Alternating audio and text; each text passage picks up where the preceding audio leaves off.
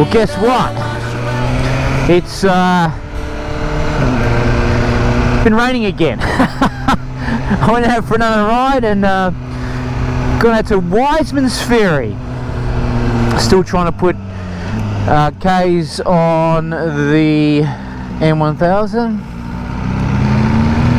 and went for an summer afternoon ride, and it's pissed down as per usual. Oh dear, beautiful yesterday. I go for a ride at shit. Now I've got the SC Projects exhaust on, and no question, it's a much deeper sound without the downsides of a full system in terms of the drone. It's good.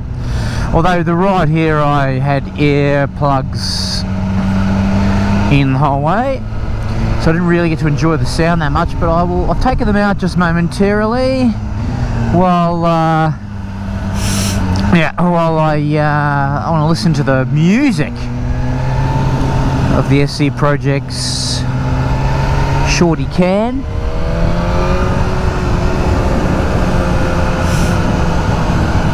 Ooh, yucky. These roads down into the valley of Wiseman's Ferry are a bit patchy, dry wet, you know, bit of shingle around. Geez, I wish it was just a dry road. I'd love to get a day where I can just go for a ride and it's dry. Come on. Is that so ridiculous ask of the weather gods? Oh well. I've turned these mirrors around, so they basically swivel 360, and I've inverted them, which actually shortens the width of the bike, if you know what I mean. And it looks cooler too. The Shorty SC Projects exhaust, it's not hugely loud or anything, but it does add something. Definitely adds something over stock, and it's deeper, which is cool. That's what you want. You know, I want to get home before it gets too cold. I didn't wear I've got my kangaroo leather BMW race suit on, actually. Haven't worn it for ages. Thought I'd give it a go today. I don't have, it's so tight, you can't wear that much underneath it. So I have got there is the potential of getting cold here, so I want to get home reasonably quickly if I can.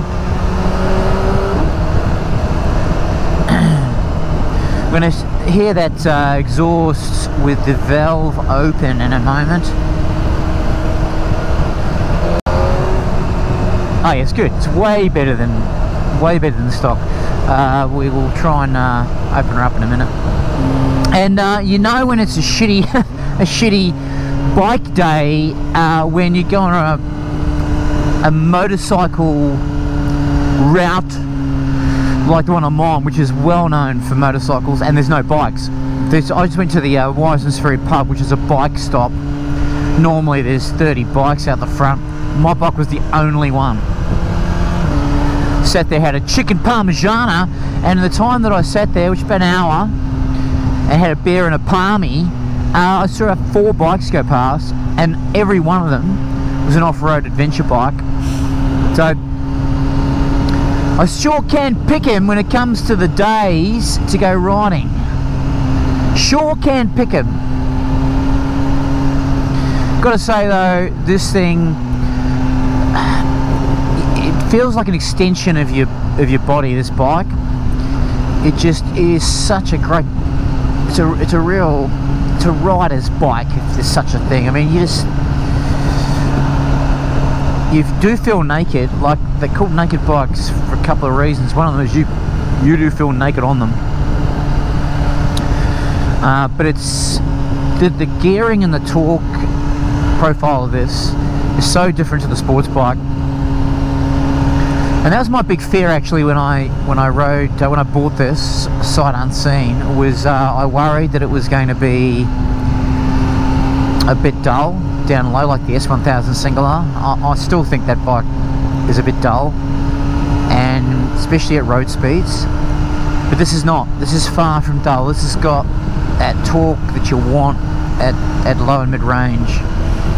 Yet to experience high range because it's still restricted. 8,500 RPM, whatever it is, restricted. Can't go beyond that. But it's got plenty down low in the middle, and that's what I worried about with this. I just assumed they'd get it right, and they have. They got it right. BMW nailed it. It's that perfect balance, I reckon, between the Tuono and the S1000 single R.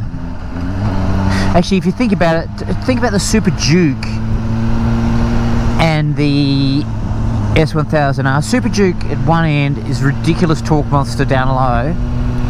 So much so I didn't like it. It was too sort of on and off.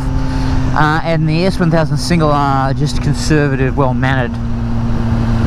This is right in the middle. This is got the perfect balance between down low and up top. And well, I can't actually vouch for up top, but I'm assuming at 14,500 RPM redline, things gonna friggin' scream. The Tuono's got a little more immediate throttle response, but it dies off quicker. This just keeps building. You know, we will talk more about the Tuono and the M1000R comparison later, because I've actually filmed part 1 of that video, of that series rather. It might even be up on my channel by now. But that's just the aesthetics and riding positioning. I don't actually ride the bikes because I don't want to ride them back to back until this is unlocked. I'm planning them out for a week or two's time. But I have done part 1. But I do think the Tuono has got it's a bit more of that sort of torquey goodness down low, but a very different character, that engine. But this does not lack down low, trust me. Which bike will I prefer? Which will be my perfect naked bike? You will see in a week or two's time, once I've had a chance to really uncork this baby and compare it to the Tuono head to head, same road, same day, same time of day, back to back. That's coming. Anyway, I get excited, sorry. Yep, starting to get a little chilly. I want to get home, call it a weekend, put the feet up, watch some sport or some good reality TV. That's what it's all about. See you later.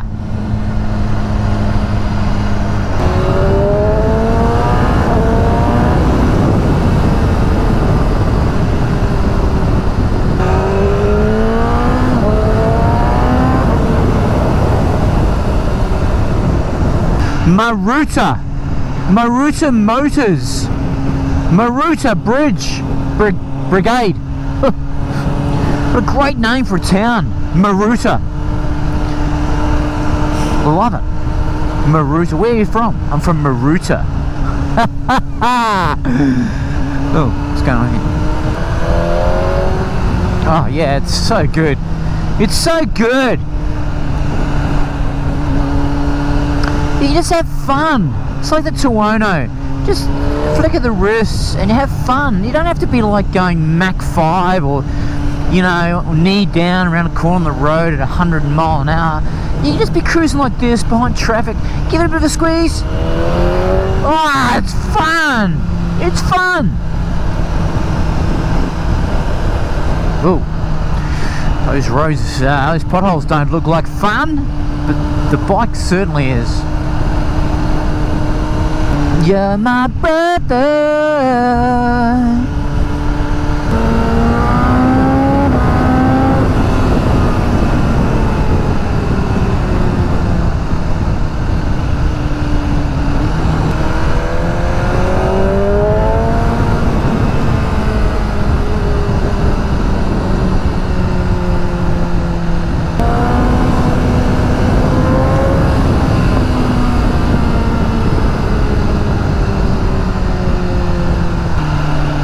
thing's effortless to ride, and those overtaking maneuvers were very, very light throttle opening. Like, I'm not jamming it at all, I'm just really feathering it and probably getting about a third throttle. Just things just freaking awesome. I'll tell you what, when you're wearing these one-piece race suits, going to the toilet is a logistical nightmare. And I've just been to the pub and I had a beer and I had to go. Holy sh! Now I know what women must go through when they got like those one-piece dresses on. Friggin' hell. It is a nightmare. I need a little device, a little contraption that, well, I don't think I need to explain. I think you can pretty work out where my mind was going there. This bike's awesome. Absolutely awesome. Can't wait for the comparison with the Tuono. Which will be the king? Which will be the king? I got a question actually on my channel this morning asking me to compare the Street Fighter V4. Because I have ridden the V4. I owned the Ducati Panigale V4S as well. And very different bikes. Very, like, on paper, yeah, theoretically comparable to Hypernakeds. I get all that, but Ducati's V4 is very different character to this. And this is a very different character, by the way, to the RR. So, look, I think this is more flexible than the Ducati. The Ducati's got a rush up top. It's not that enjoyable at these speeds, at normal road speeds, I don't reckon. Too much of a high-end focused engine, the V4, on that particular bike. This is a very elastic, flexible engine. This I prefer this. But the V4 is awesome. The Ducati's awesome, and what a bike, right? And I love Ducatis, and my Multistrada is probably my favourite bike. Although this will give it a run once I've had a chance to really get to know it. But yeah, the Street Fighter and the BMWs, they're very different. You know, if you want a bike that's flexible and it's fun at low and mid as well as high, probably get this. But if you want a high-end screamer that looks sick, then the Ducati's great too. I don't particularly like the Ducati V4, and that makes me unusual. I know it sounds crazy. For me, I found that pretty intimidating, that bike. Scared the shit out of me. That said, I will get a Street Fighter at some point, and I will do a proper comparison back to back. Anyway, they're just my high level thoughts. But you're comparing, two awesome bikes. They're both incredible. But just, they are very different in character. Anyway, there's my thoughts. Thanks for the question. Oh yeah, I can see the dealership that dude got his scooter from. It's written on the back of his number plate. Same dealership I got my Aprilia Tuono from. And I can tell you, I will be doing everything I can to avoid ever having to walk into that place again. Motorcycle dealerships are weird places, they are the whole vibe you get when you walk into one is a reflection of the culture. You feel the culture immediately from the owners and the management team when you walk in. That one is all about sales, sales, sales. Sell as much as you can, as quickly as you can, with all the accessories, and then don't give a rat's about the customer after that. They're out in Western Sydney, and they're really well positioned geographically, so they don't have to fight and scrap for business. They got lots of brands, and they've just got people walking every day, buying bikes off them, and they just don't have to care, and they don't. The sales guy, when he showed me around the bike, he took the rear cowl off, showed me under that, put it back on. Then when I rode home, straight from the dealership, I got home, the rear cowl was missing. he didn't put it back on properly. And when I talked to the dealer principal about replacing that part, he said to me, well, when you left the dealership, it was on the bike. What a prick. That's what he said. Look at this message, remote key not in range. Just come on a couple of times. That's a bit of a worry. Because I know the key's in this bag. This is my little S1000 bag from my RR. This is cool actually, perfect. And I know the key's in there, so bit of an issue it seems with that message. It's happened a few times.